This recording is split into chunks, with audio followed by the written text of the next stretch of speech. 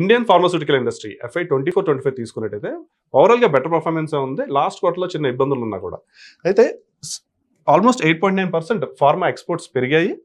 ఎవరైతే జనరిక్స్ కానీ CDMO బిజినెస్లో ఉన్నారో వీళ్ళందరూ ఎక్స్పాన్షన్ మోడ్కి వెళ్తున్నారు. రీజన్ ఏంటి అంటే యూఎస్లో కొత్త లా వచ్చింది, చైనాని కట్ చేసి ఇండియాకి ఎక్కువ ఆర్డర్ బుక్ వచ్చే ఛాన్స్ అయితే ఉంది. సో టాప్ ప్లేయర్స్ ఎవరైతే ఉన్నారో సన్ ఫార్మా కానీ, జైడూస్ కానీ, డాక్టర్ రెడ్డిస్ కానీ, వీళ్ళ స్టాక్ ప్రైసెస్, వాళ్ళ కంపెనీ రిజల్ట్స్ కూడా బెటర్గా పెర్ఫామ్ చేశారు. ఇంకా కొత్తది ఏంటంటే ఒక ఇంజెక్టబుల్స్ కానీ, ఆంకాలజీ కానీ, బయోసిమిలర్స్ కానీ ఎవరైతే ప్లేయర్స్ ఉన్నారో వీళ్ళందరికీ ఒక పుష్ ఇవ్వడం జరిగింది R&D పరంగా, అలాగే గవర్నమెంట్ పరంగా. సో ఈ స్పేస్లో ఎవరైతే కంపెనీస్ ఉన్నాయో అవి మనం వాచ్అవుట్ చేయాలి.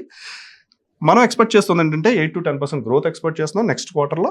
అలాగే సన్ కానీ, సిప్లా కానీ, జైడూస్ కానీ వీళ్ళ వాల్యూస్లో కూడా ఒక 11% జంప్ అయితే చూపించే అవకాశం ఉంది. సో మెయిన్గా మాట్లాడుకోవాల్సింది ఏంటంటే ట్రంప్ టారిఫ్స్ గురించి. ప్రస్తుతం అయితే 10 to 20% ఉన్నాయి, బట్ 90 days పాజ్ తీసుకున్నారు కాబట్టి ఆఫ్టర్ 90 days ఇది పెరుగుతుందా అనేది ఒక క్వశ్చన్.